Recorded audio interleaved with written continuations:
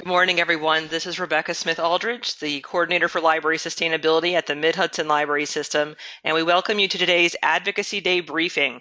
We know lots of you are signed up to come to Albany with us or are busy back at your libraries getting the word out about what's going on and why legislators need to pay attention. So we thank you for being here today to get the latest information on what we're trying to accomplish in Albany and some tips and tricks for how to get your message across cleanly, concisely, and in a way that has impact. We're thrilled to have Jeremy Johannesson from the New York Library Association with us here this morning. Hi, Jeremy. Hi, Rebecca. Thank you so much for this opportunity to reach out and speak with everybody. Cool. It's fun to present with you, so I'm happy to have you here this morning. So what we're going to do today is really make sure everyone knows what's going on right now, what's the most important things to be saying right now, who you should be speaking to, what your opportunities are for getting the word out, and make sure you feel really comfortable and confident about the talking points and the issues that we're dealing with, and that you really understand the timeline we're working on, because timing is really everything when it comes to advocacy in Albany. So one of the awesome things about the New York Library Association, as you may have noticed, their tagline is the voice of the New York library community. And what we've learned over the years is that libraries are stronger when they work together. And when we speak with one voice and we're saying the same thing over and over again to our legislators in Albany, they really start to get it and they start repeating the same message and making the right things happen. So in order to understand the why behind the what of the message, that's why we're doing this briefing today, to make sure we're all on the same page, going in the same direction, because that's what's going to make us effective and efficient in our messaging here in Albany. So Jeremy, as I said before, timing is really everything in Albany. So I was hoping you could give everyone kind of the broader view of what it looks like when it comes to timing, when it comes to budget issues and legislative issues in Albany, because what we consider the calendar year is not what they consider their legislative year. So could you fill us in on that? Absolutely. The legislative session runs for about half the year. In New York, we have what is seen as a part-time legislature, and they start out each year in January and put out a session schedule and typically wrap up around June. This year they are, on the calendar anyway, planning to end their session on June 21st. During that time frame, they meet a limited number of days, and the session is broken cleanly into two halves. The first half of the session, between January and April 1st, all of their attention is focused on putting together the budget. The New York State puts out a budget each and every year. And then typically, at least for the last 6 years, the budget is done by April 1st, which is what is required under state law. And then once the budget is behind them, they turn their focus to policy issues and put together bills that the sponsors hope will make their way through and become law. And that's what they spend from April 2nd until the end of June working on. As far as the budget process specifically is concerned, the governor puts out his executive budget in the middle of January. This year it came out about 4 hours before the deadline, and that kicks off the budget negotiation process. And then in the beginning of March is when the Senate and the Assembly release their one-house budget bills. They spend the month of March hashing those out between those three players. That's where the 3 men in a room term has come from. And then they are targeted to get everything hashed out into one agreed-upon document by April 1st. The reason that we target Library Advocacy Day for the very beginning part of March is that although the governor's budget is currently out and there's some chatter about what they want to do with the budget, the one-house bills are really coming together, and that negotiation period is the critical part of things. And much like high school students, the legislature tends not to focus on the real brass tacks until after they get back from the President's Week vacation. So we make sure that we're the first ones to show up and talk to them about budget issues right after they get back and hunker down to actually finish their homework. So when we talk about budget issues for libraries, we wanted to give you kind of a look at what really is in the budget for libraries, because it's not, I think, crystal clear when you first get started as a library advocate. You just talk about state aid for libraries, and truthfully, state aid is pretty complex. There's a number of components to state aid. Here's a long list of them. For public library people on the call, you're most familiar with aid to support systems, that money that comes to underwrite services here at the Mid-Hudson Library System. For those of you that don't know, here in Mid-Hudson, state funding makes up over 70% of our budget here. So state aid for system services is a big deal. Local library services aid, that's the money that comes directly in cash to your library. You might see it on your budget sheet as LLSA. That if it was fully funded would be 31 cents per capita or $1,500, whichever was more. But that has not been fully funded, just like state aid for systems has not been fully funded. The other big program that public libraries are really keeping their eye on is the Central Reference Libraries program.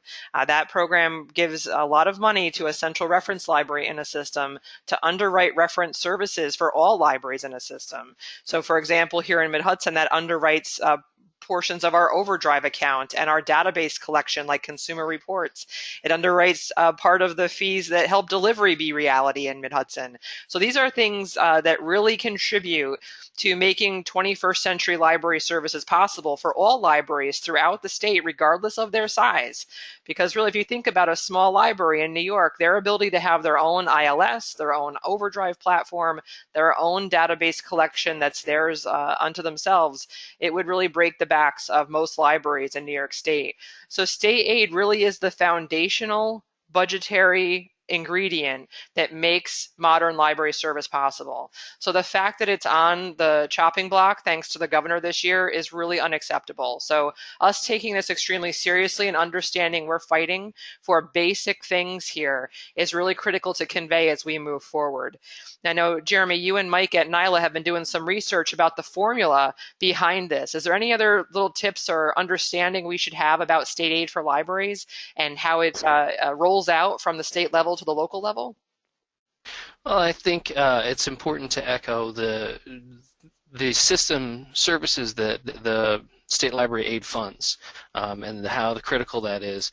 And the list that we're looking at is not an exhaustive list. There is even more pieces and parts that make up the state library aid program, and that they're critical in making sure that access is delivered to all New Yorkers across the state. It's a big, complex piece of legislation, but it's is well designed to make sure that what seems like a big number, we're talking about $95 million in last year's budget, seems like a big number, but it has a lot of ground to cover, and that's why we need to make sure that we get every dollar into what we can.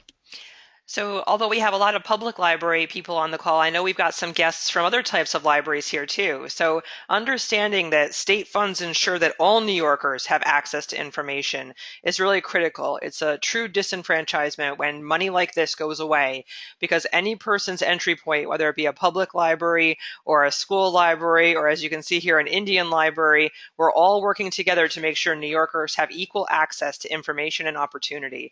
And this state aid is divided up in a way that ensures the maximum capability for us to deliver on those services. So, as we have all been talking about, the governor has, Jeremy? Cut the budget. So, yes, the way to approach this is to take a look back over the last year and talk about starting out where we ended last year. So last year's enacted budget had in it $95.6 million for the library aid program. As we move forward through the process, the governor puts out his executive budget, as we mentioned, in the middle of January, and what the governor did was he put forward the number that he had included in his executive budget last year, which was $91.6 million. In last year's budget, the legislature, when they did their two bills, and through the negotiation process, added $4 million to that pot and got us to the $95 million. When the governor put out this year's executive budget, he went back to his number, to 91.6, essentially rolling that legislative add back out of the budget. The net effect of this in reality is that it's a cut. because if the legislature does not restore what they did last year, it rolls us back. What will actually go out the door would be reduced by $4 million.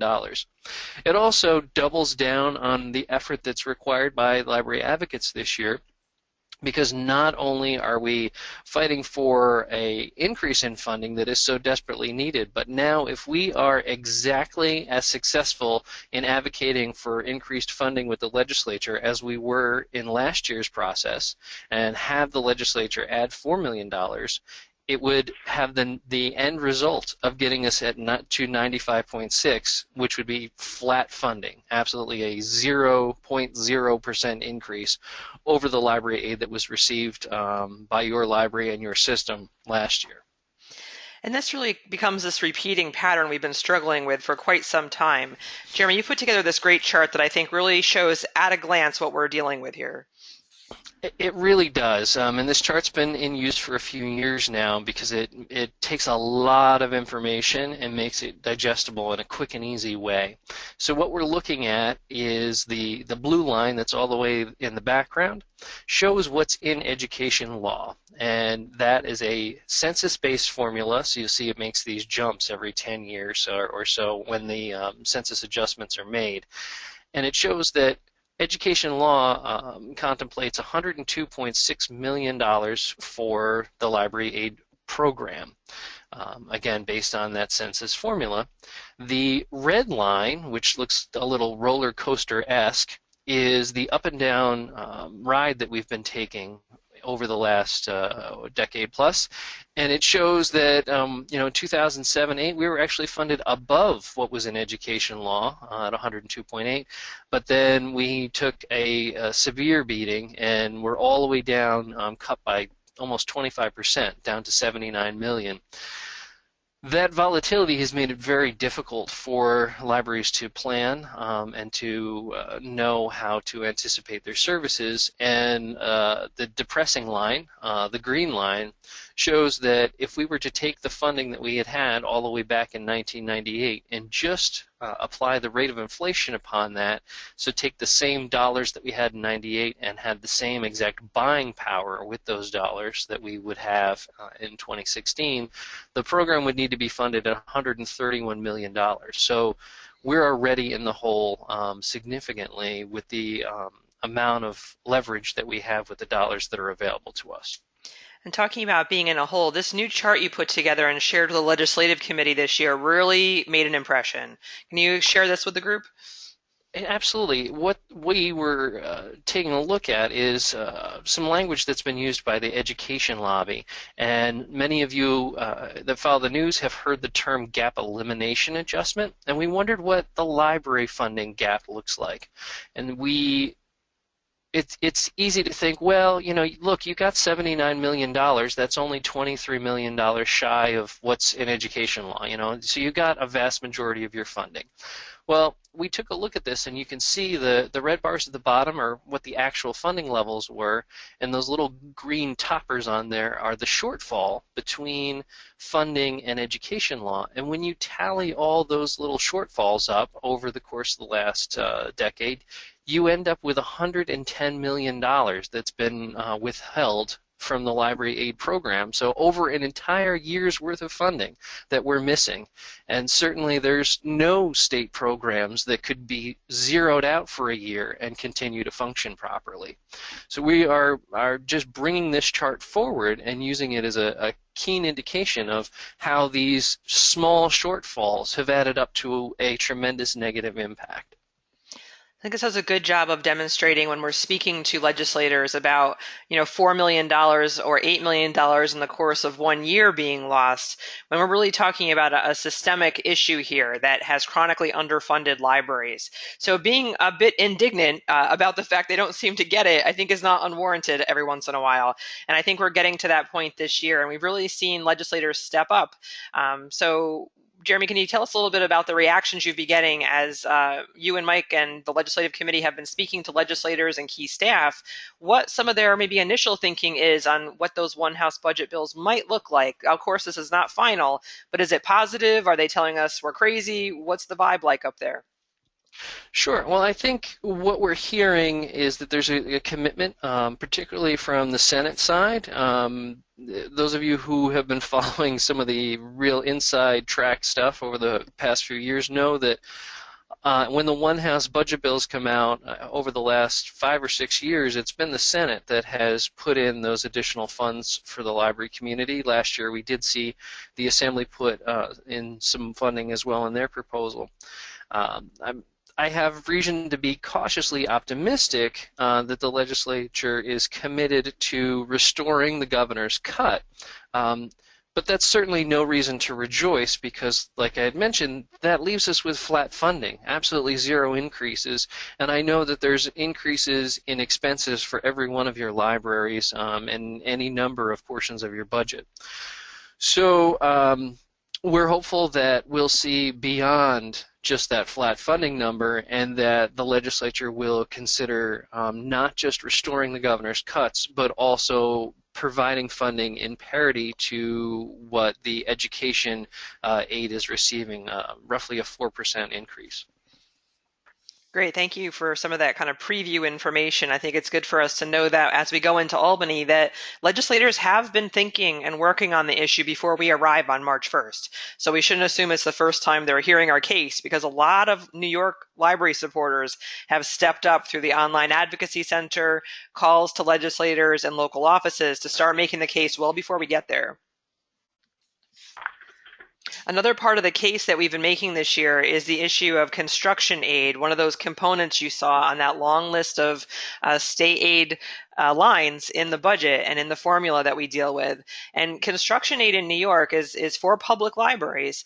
And it's really interesting seeing the new numbers coming out of the Division of Library Development. They do an annual assessment of construction needs amongst public libraries. And this spans everything from, just general good stewardship of a building, making sure, major systems like roofs and HVAC systems are getting upgraded, to really fundamental issues like accessibility. Can actually anyone in your community get into your building and all aspects of your building? And we know here in Mid-Hudson, this is a big issue. We've got some just very basic problems that libraries are struggling to fund, let alone expansion and renovation projects, which are absolutely necessary in this day and age.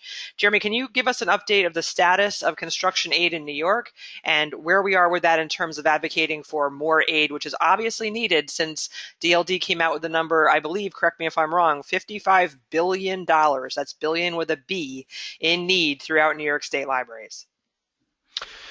Yeah, the governor gave the same treatment to the library construction aid program that he did to library aid. So in last year's enacted budget, the legislature agreed and saw this accumulated need and added $5 million into the program for the first time since 2006. The program had been sitting at $14 million annually going out in library construction aid for a decade. And at long last, the legislature has realized that that's just not going to catch up with the accumulated need, and so added $5 million. The governor's rolled that back, and we're also hopeful we'll see that restoration come back into play because we have numbers that are just striking, that nearly half of the public libraries in New York State are over 60 years old, and an additional third are over 30 years old.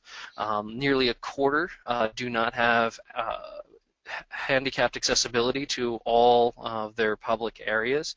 And as Rebecca mentioned, the efficiency of the buildings in many cases is woefully lacking. And one of the numbers that we do like to throw around when we talk about the need here is that 60% of New Yorkers, according to a Siena poll that we had commissioned, have used their local library over the course of the last 6 months. So the usage is there. People are using their libraries and visiting their libraries all of the time. And it is serving as a critical infrastructure, but that infrastructure is just crumbling and in need of an additional investment.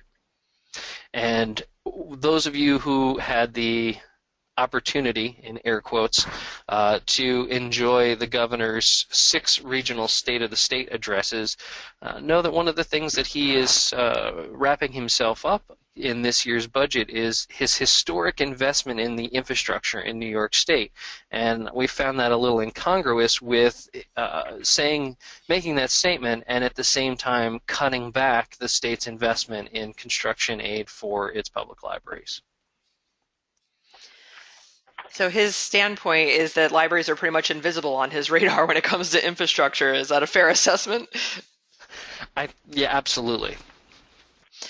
So there's a clear need both in the Mid-Hudson Library System and throughout New York State for additional construction dollars. The additional money that came through last year, and just a little background for you guys here in Mid-Hudson, I've been involved with the State Aid for Library Construction program and administering that for over a decade. And last year was the first time we got close to fully funding requests from member libraries. And that was such a good feeling to see libraries actually getting the money they need to do desperately needed work. Libraries that have been struggling to build new buildings. You're looking at Claverack on the left there, and that's their program space. That is the presenter sitting at the circulation desk conducting the program. That's Thea, the director, standing by that library cart, trying to get some work done in the middle of that program. That's insane. That's a really difficult way to provide quality library service. So what you can't see is right behind there are 4 public library computers that are so crowded, you are definitely become closer neighbors when you come to use the library, which I guess there's a silver lining there somewhere. But the need for construction aid cannot be, I think, undersold here. So if you're in a library that has a master facility plan where you clearly have a need, take pictures that demonstrate that. Visual aids are awesome. Jeremy collected a bunch of pictures he called library horror stories last year to help make the case that I think were extremely effective in getting us that bump in construction aid last year. So again, if you're in a facility where there is obvious need, pictures really help tell the story. So please collect those, whether they be when you've got a lot of people in the building, or if you can see like in the picture of Woodstock there on the right, where there's actual physical cracks and degrading of the facility, those pictures tell 1,000 words. So again, take those pictures. They're really effective advocacy tools when it's time to get in front of legislators and make our case for that funding. So as Jeremy said, this first half of the legislative session is really about these budgetary goals that we have. So we wanted to really point out, you've got pressure points here we've got to keep our eye on when it comes to the calendar. Now is the time to be talking to them. As Jeremy said, they are crafting those one-house budget bills. So influencing that, there is still a chance to influence that. So whether it's visiting your legislators in their local offices, giving your local office a call, using the NYLA Online Advocacy Center, we're going to point that out to you in a minute if you somehow missed the blanket messages that you've gotten about that, and making sure you're tagging legislators in social media. We're going to talk more about that later too. Of course, Library Advocacy March 1 is a great way for us to make a big impression in Albany. We know not everyone can come, so we're going to talk more about what your opportunities are for that in a little bit. And again, between March 1st and April 1st, there's a definite opportunity for libraries to fall off the table during the negotiations. So we have to keep the pressure on and make sure legislators know we're watching. So those are kind of your timestamps for you for when the deadline will be for Rebecca to stop bothering you about all this stuff. But again, I always say to people, the day after that budget passes, you want to look back at your advocacy efforts and you want to have no regrets, leave no stone unturned to make the case. And now is the time for us to be making our case.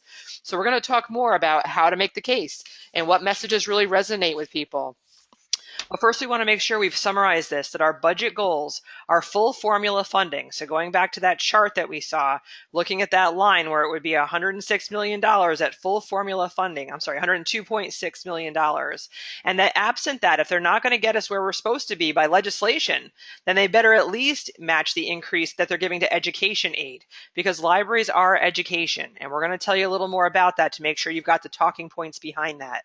If the governor's proposing 4% increase for education aid, there is no excuse for libraries not being included in that, given where we sit in the government infrastructure of New York. On the public library construction aid program side of things, well, they've cut us back by $5 million. We're still got our eye on the bigger numbers of 25 to 50 million for that program. The case needs to be made that they need to be thinking much bigger in that program area, or they really are undermining the public library infrastructure in New York.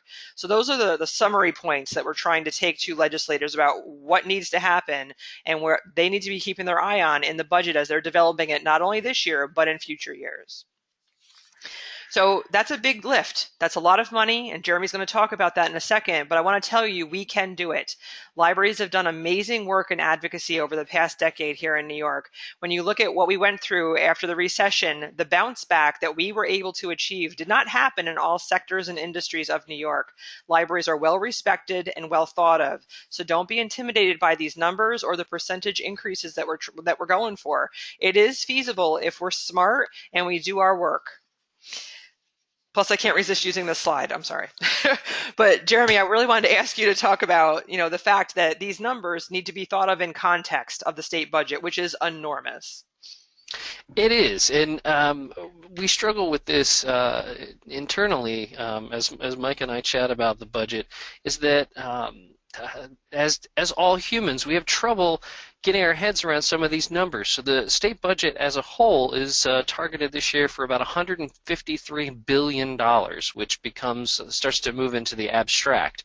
But even out of that huge number, the discretionary portion that the folks have and our legislature has the opportunity to battle over and to make discretionary funding decisions about is only about 4% of that. Most of the state budget is all requirements. So it's like your household budget, where you have to cover the mortgage and the utilities and food before you do anything else. And it's the discretionary portion, that tiny 4%, that all of our advocacy efforts are targeted to.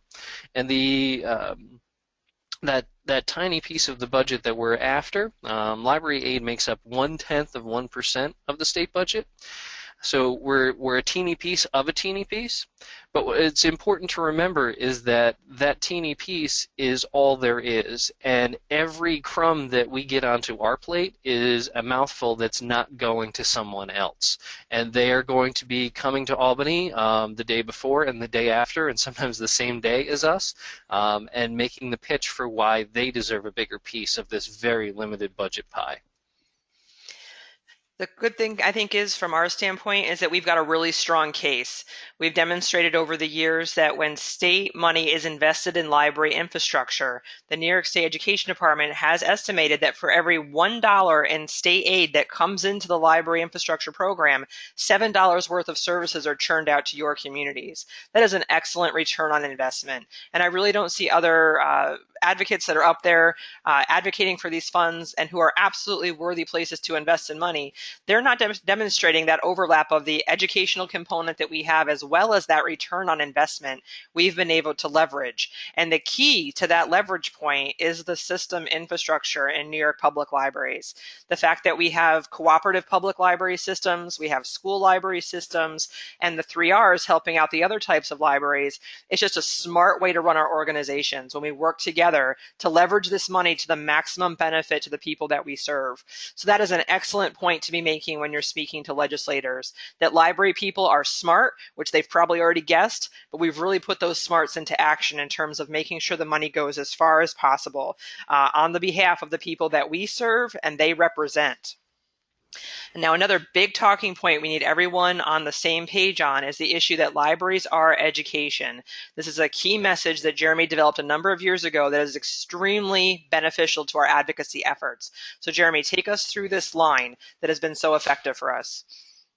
Absolutely. It's been effective because it's simple and it works particularly at the state level because what we are trying to do is position libraries in the minds of the legislators, tying library aid to construction aid. I'm sorry, to education aid.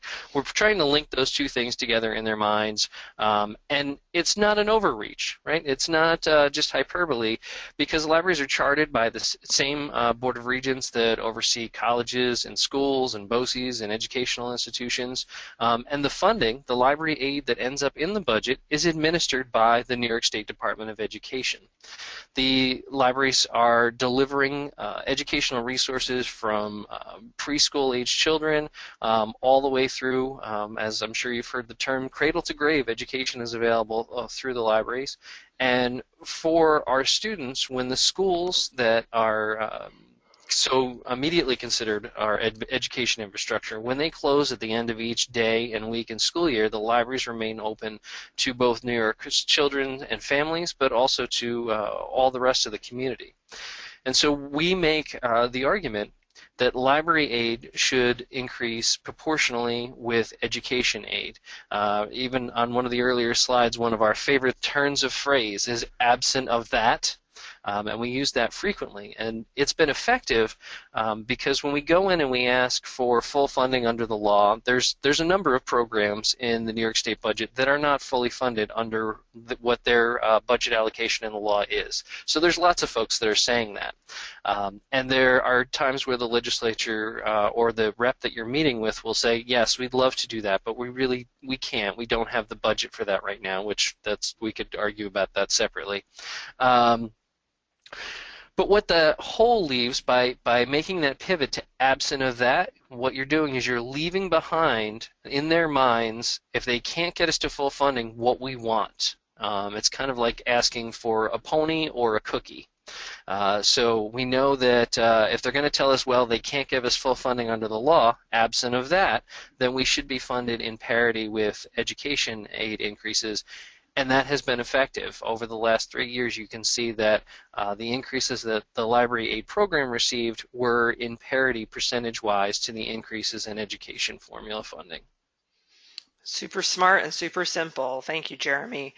So that return on investment is a great talking point. Libraries or education is an excellent talking point. And I have 3 numbers I want to show you that really drive home the case that libraries should not be ignored in Albany. Are you guys ready? Jeremy, you ready? All right, let's go. I'm ready. 94% of respondents to a Siena poll in 2015 noted that public libraries are important to our state's education infrastructure. That means the outside perception of libraries matches our internal messaging that libraries are education. And the fact that Albany is not treating us that way in a systemic way means that they are out of step with the perception of their constituents. So again, that's a number that really emboldens our message that libraries are education. The other really big number that I think is incredibly important on the public library side of things is that annually, across New York State, 92% of library budget votes are successful. That means when constituents are given the opportunity to tax themselves more for library services, they are saying yes, and Albany should be following their lead. If the local taxpayers are saying libraries are important, so much so, we're willing to pay more in taxes for them, the taxes they're already paying to the state government, if they could make those local taxes go further, I'm pretty sure the constituents would be extremely happy about that. And that's why we have so many people stepping up outside of library employees and library board members to use the libraries, the NYLA Online Advocacy Center, to get the word out, because they really believe in libraries here in New York. And that's an important thing to point out to our legislators, because what they might not realize is that 10.6 million New Yorkers are library card holders. That is over half of New Yorkers have a library card. And I think if we really point out to legislators that that might be their biggest constituent group, that might be a surprise to them and might be something that means it's a bigger item on their radar moving forward. So again, we need to talk these big numbers because we're talking big dollars for libraries that make a big difference. So we've talked a lot about the budgetary end of the legislative cycle. We want to talk now about the legislative priorities, which are going to come after the budget. So Jeremy's going to walk us through that, and then we're going to talk about some very practical things you can do for how you craft your messages when you're speaking to legislators and what the mechanics of getting those messages out look like.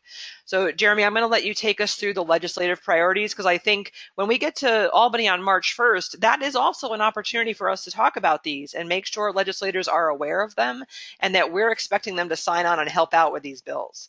So we've got 3 bills to cover today, right? That's right. So let's start with the school library bill. Sure thing. And what we do, some of you may not be aware, is that Rebecca is currently chair of NYLA's legislative committee, and that very large committee seeks to get input from the entire library community, and we put forward items on the agenda to try and make sure that we're addressing the key item of interest of each of the 3 major segments of the library community. So first and foremost, the school librarians. And this bill has been around for quite a while in one form or another, and by quite a while I mean over 30 years. And the issue that it seeks to address is that in education law, there are no stipulations for school librarians, but in the commissioner's regulation, so it's a regulation as opposed to educational law, it does stipulate that students in grades 7 through 12 have access to a certified school librarian. But in the elementary schools, there is no requirement in law or in regulation.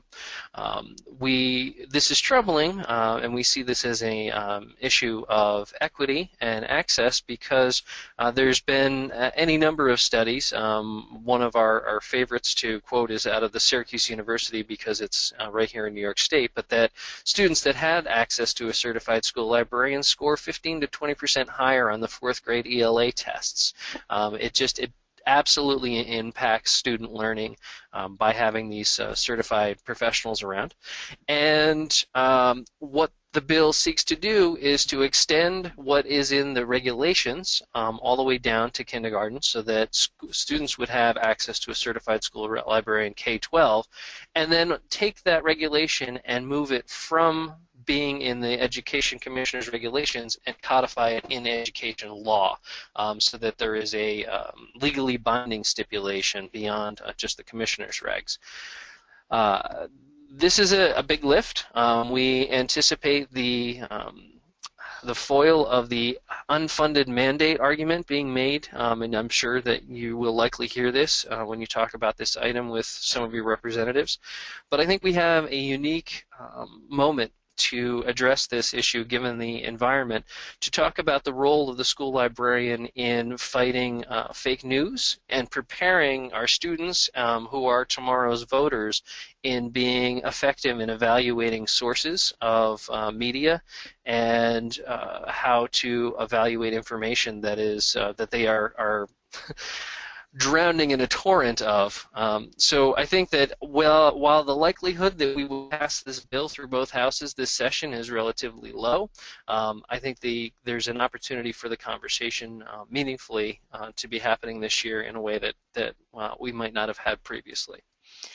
So I want to point out before Jeremy moves on that while this is a bill that's designed to technically help the school library community in the New York Library Association, the fact is we are all one when it comes to libraries in New York, and we all have to help each other and lift us all up because we're all part of education, and libraries really matter in people's lives. So for those public library people on the call, if you thought, oh, this is the time to go refresh my coffee during the presentation, it's really not, because as you guys know so well, the partnership between school libraries and public libraries is a strong one, and we see the results of each other's efforts. And helping a school library bill like this help the education of the children in our communities is better for all of us. So we thank you for your attention during the legislative priority section of this, because even though it might seem distant from your world, it's important that we're all well spoken about these issues because it affects all of us. So Jeremy, the next one is a bill that comes out of the academic library world, right?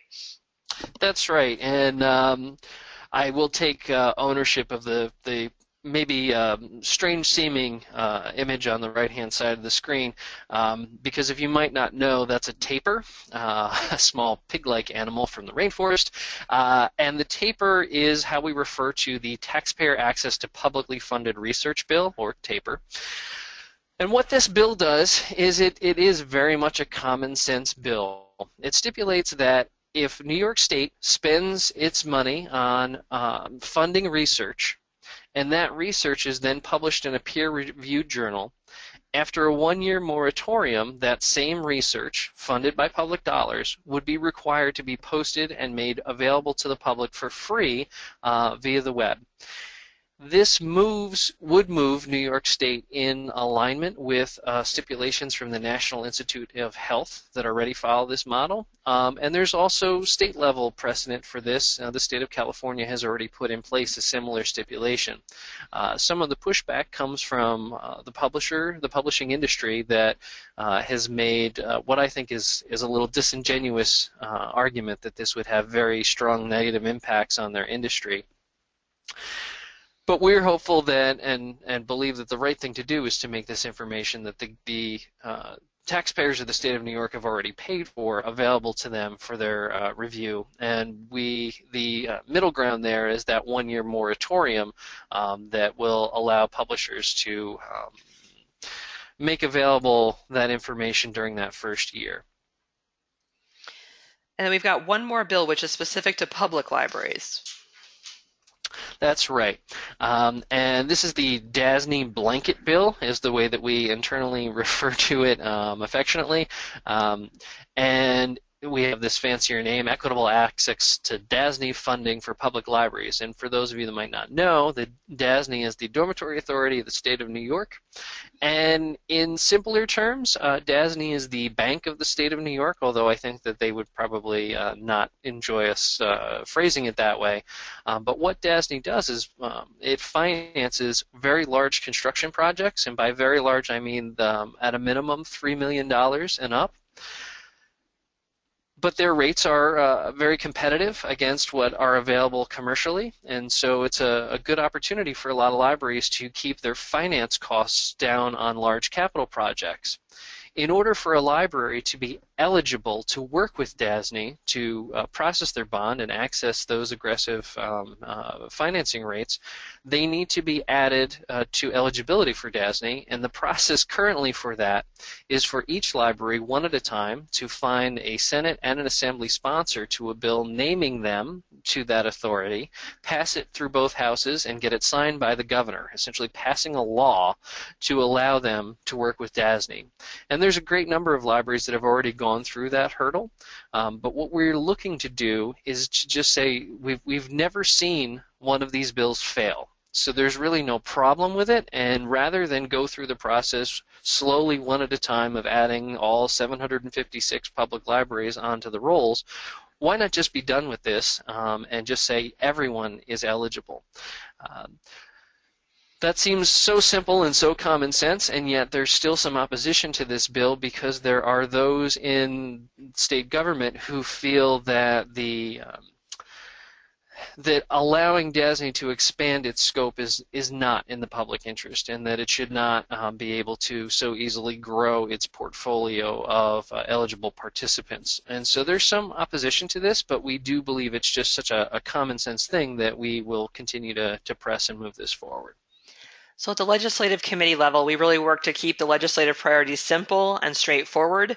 We limited it to 3 bills representing each of the 3 sectors of our constituency in the New York Library Association to make our work as advocates as streamlined as possible. As Jeremy mentioned before, in our world in general, people are inundated with information, and we need to be really clean and effective in our messaging. So I think having the budgetary goal, the construction aid goal, and the 3 legislative priorities is a doable task for advocates as we've moved forward. And the group has worked very hard to keep these simple and have talking points that back them each up. So we'll show you where you can get the talking points that back up what Jeremy just described, and including the description of each of these bills, because we know we're not all natural politicians here, and we might need some scripts and help with that, and those are completely available to you.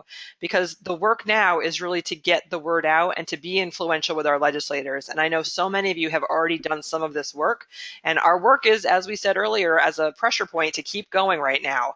It's extremely important that we're both doing this in person at the local level and in Albany, on the phone, giving a call to your local legislators at their local offices, making sure you connect with local staff there to the point where they know you when you call, and also using online tools like the NYLA Online Advocacy Center and social media, which we're going to speak about a little more in a bit, because as Jeremy has taught us over the years, the numbers really matter, right, Jeremy? They absolutely do. They're keeping track, and I know it's easy to become a little disheartened with the whole process and think that it's just so broken and what difference can I make? But I do take heart and try and hold on to the thought that for the most part, folks that come forward and put themselves in the position of being in public service start out, at least, with the right frame of mind at heart and are looking to make an impact for the constituents in their hometowns. And, of course, the library being the cornerstone of any great community, they want to support that as well. And the way that they are looking at everything is how to have the maximum impact on the people in their own community. And the way that we make sure they know that is that they're hearing from their own constituents, people from within their own community. I'm very happy to report that we're moving in the right direction. Collectively, the library community has sent over 150,000 emails to Albany since we started this legislative session, but that's certainly no time to let up, and we need to keep pushing away because they're keeping track, and there are some places where the office has only received 1 or 2 emails because of the way the constituents and the districts are split up. And they literally are keeping tally marks. There's an intern at each desk whose job it is to keep track of contacts that they're receiving. So the contacts that you're making are being tracked and used to gauge the interest of the constituent base for each legislator. And the reason they keep track is because they're working in an infrastructure that means they have to decide how to use their political capital. So we want to make sure you guys have this basic information about who's running the show in Albany. When Jeremy mentioned kind of off the cuff earlier about 3 men in a room, here's what that infrastructure looks like when we get to March. And there's just a limited number of leadership individuals negotiating with those, between those 3 documents, the governor's executive budget, the Assembly and Senate's one House budget bills. This is where the power lies when we get past March 1st. Of course, we've got Governor Cuomo, who we're probably most familiar with in our region. And in the Senate, it's important to understand that the majority of senators in New York State are Republican. And so their Republican leader, John Flanagan, is one of those leaders in the room making the case. Luckily, in the Senate, they have an ad hoc committee called the Senate Select Committee on Libraries, which has a new chair this year, which is an important point. The former chair, Hugh Farley, who was the absolute penultimate library champion and really made the difference for libraries over the years, retired last year. So we have a brand new chair, but to go along with that brand new chair, a record number of Republican senators on that committee, many of them from the Hudson Valley region, which is an extremely good sign because we know our senators love libraries here. So these are names that might come up when you are in Albany and you're wondering who's that person or why should I care what they have to say. If you're coming across John Flanagan or Patty Ritchie and hearing them talk, those are very important people for us to be listening to and understanding where they're coming from and how they feel about libraries. On the Assembly side of things, a much bigger, larger group of representatives in Albany, the majority there is Democrat. Their speaker is Carl Heastie, who I believe, Jeremy, he's from the New York City area? That's correct, yep. Yeah, as is the chair of the Assembly Committee on Libraries and Education Technology, a brand new chair there, Dan Court. So these, again, are 2 names to be aware of. You might even want to be following them on social media, Facebook and Twitter, making sure you loop them in when you're tweeting about libraries so they see activity about libraries. It's hard to break through when they're in charge of so much stuff. So the more people that are tuned into these key players and understand they are extremely influential in addition to your local representatives, I think the better positioned libraries are as we move forward. But at the end of the day, who's most important to you As a local library advocate, it's your representative in the New York State Senate and Assembly. So do your homework, get to know them, visit their webpage, their official page, Senate or Assembly webpage, figure out which committees they're on, what are their priorities, what bills are they sponsoring, what events do they show up locally, what are some of the things they're really passionate about. And make sure you tweak your message a little bit when you speak with them to kind of angle it towards those things they are passionate about. It may or may not be libraries. And if it's something else, just for an example, we had a legislator years ago who his passion was volunteer firemen and doing what he could to support them. And when libraries in his region realized that and were able to demonstrate how they help volunteer firemen in their community, from helping them with taking tests online and public access to broadband, to helping them recruit volunteers through the library's messaging and e-newsletters. He turned around and was such a big library supporter because he could then understand what a good job libraries do in creating a tight social fabric that is conducive to better community services, and that we're working together on that. And that really made him one of our super supporters. He ended up getting $400,000 to help build the Beekman Library. So it's just these little pieces of information that can really change the story that we're telling and have a much bigger impact with that particular individual we're talking about. So absolutely start a dossier file on your legislators and get to know them very well. So this is a message I'll reiterate here. You got to know your stuff when you're talking to legislators, and NYLA and Mid-Hudson do as much as we can to help you do that. So you've got talking points, and Kirsten has posted the URL in the chat box for where you get those talking points. As we said before, visit your legislator's website, get to know their issues, and the homework you really have, if you haven't already done this as you're getting ready to talk to legislators or come to Albany, is make sure you know your local story, statistics and stories about your library and the people that you serve. As Kirsten said to me the other day, Mid-Hudson and NYLA bring the facts, you guys bring the feeling.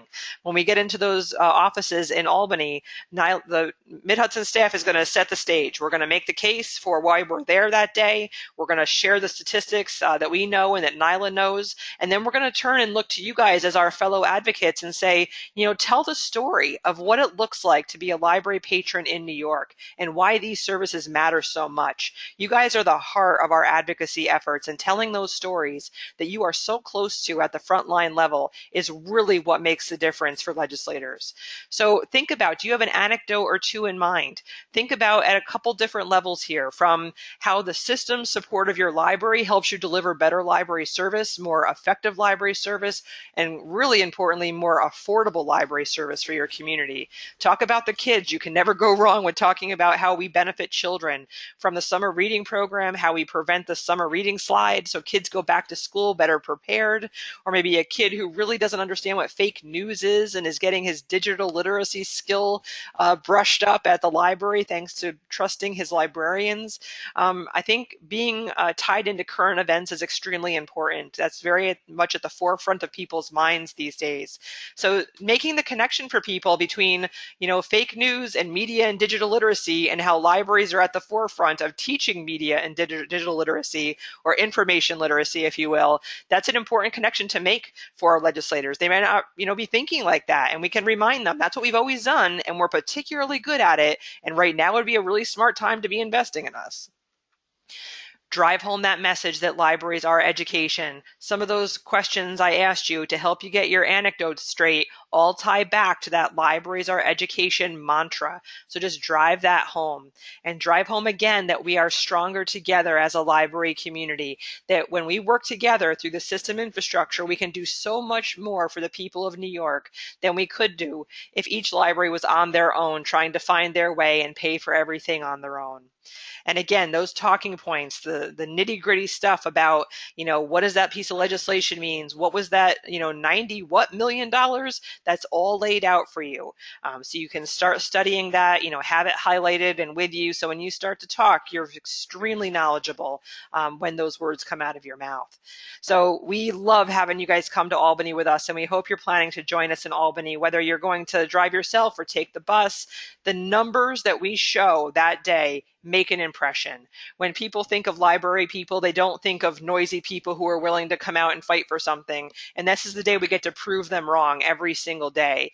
These are just a couple of the snapshots from past advocacy days, from meeting with legislators outside of the chambers because they so wanted to talk to us. They came out of being in session to talk to library constituents. Some of them invite us right into the chamber to have our pictures taken and make sure they demonstrate that they respect library people who come up to talk to them. So it's time to get up there and make some noise. It's not over yet, and we have an opportunity to make an impact. How you get there is up to you. We try to make it as easy for you as possible. There's logistics information on both NYLA's website and Mid-Hudson's website. If you're coming with Mid-Hudson this year, or you're in the Hudson Valley, we welcome you. We've got buses lined up to go up the thruway, multiple pickup points, and we promise that Kirsten's not going to drive. She's just there to make the bus a good time. So we encourage you to come up with us. It makes the day a little easier. It takes a lot of energy to go through Advocacy Day, so not having to drive and deal with parking, we know helps you save the energy for the really important stuff. NYLA's got some great Advocacy Day tips. Jeremy, you want to walk us through some of this stuff? Sure thing. I mean, and I'll just run through what's on the slide, but it's worth saying, comfortable shoes. You're going to put a lot of steps in that day, so get your Fitbit ready. You will be going through security, so be ready for that as well. And you're putting in the time and effort to get all the way to Albany, so when you do end up crammed into that meeting, and we saw a couple pictures of lots of people shoulder to shoulder, don't be afraid to speak up. They want to hear from you, that you're a constituent, and they want to hear your story. Join us for the rally. We'll be having a sign-making station. If you have some time between your meetings, you want to make a sign to hold up during the midday rally in the well, make sure you're ready for that.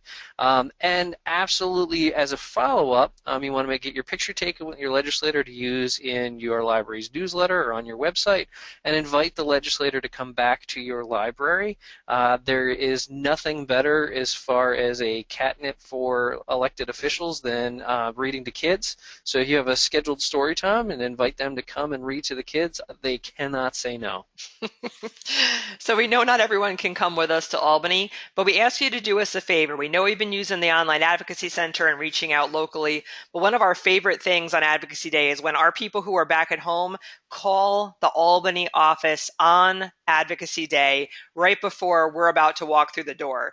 When we come through the door, we love to hear the receptionist or the staff people tell us, oh my God, we've been getting calls all day. You've got a lot of people out there. That really helps us when we get in there. So we know not everyone can be there, and that's okay, but help us out. Make that phone call. Carve out, seriously, 2 minutes out of your day to help us look awesome when we walk through that door that day. It's highly appreciated.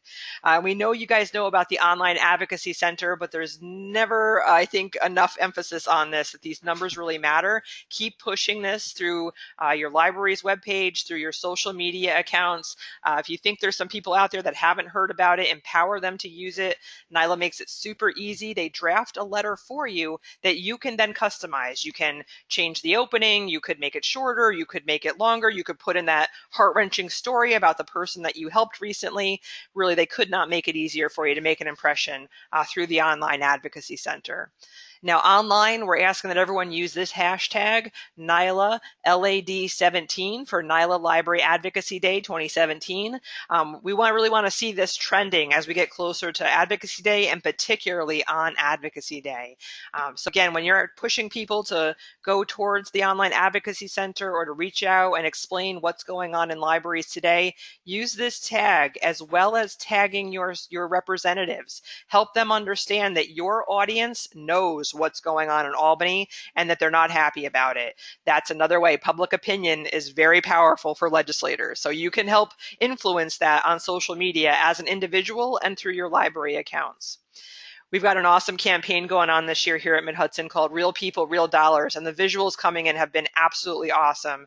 This is a picture from the Teen Advisory Group at the Kingston Library, which we used in our newsletter the other day and has gotten a lot of attention. These kids are really fired up about this issue and are getting more and more articulate. Margie at Kingston asked me to come talk to them next week because they're so excited to come to Albany with us. So this is a great way to get the word out. Kirsten just posted the URL to that if you want to be a part of this, because this can really help you with your local budget referendums as well as our efforts at the state level. So don't miss that opportunity that's open right now. Jeremy makes things so easy for us. If you're not awesome at Twitter, like I'm not awesome at Twitter, he's got these cut and paste tweets you can use that have got the hashtag embedded, and it's got the link to the Online Advocacy Center embedded. So honestly, if you're on Twitter, even if you haven't used it in a long time, you've got no excuse. Seriously, just cut and paste it. It could not be easier. Now is our time. So, waiting till March or let's see how those budget bill goes. Don't assume no one else is doing this. You've got to help out. Everyone has to pull together on this one. And I know we're doing a good job, but again, leave no stone unturned. We want no regrets the morning after the budget comes out. So you've got tons of resources available to you thanks to NYLA and Mid-Hudson, but really www.nyla.org/advocacy, you're going to get those talking points, the direct link to the Online Advocacy Center, all sorts of tips for meeting with legislators. They've even drafted the thank you letter after you go to visit your legislator, either in Albany or at their local office. So again, so much of this work has been done for you because we know you're very busy. But again, if we don't step up and do this, nobody else is going to do it for us. So let's not forget, each one of us can really make a difference. And we want to thank you so much for spending your time with us this morning, because we know each of you are arming yourself to do your best, and we really appreciate that.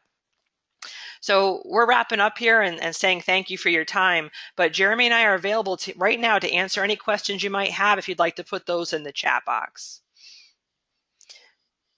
So Jeremy, while people are... Oh, go ahead. I just wanted to thank you personally for making the time this morning to help us with our webinar and make sure advocates in the Hudson Valley feel really confident about moving forward. This is tough stuff and not something we're used to doing every day, so we thank you for making it easy for us.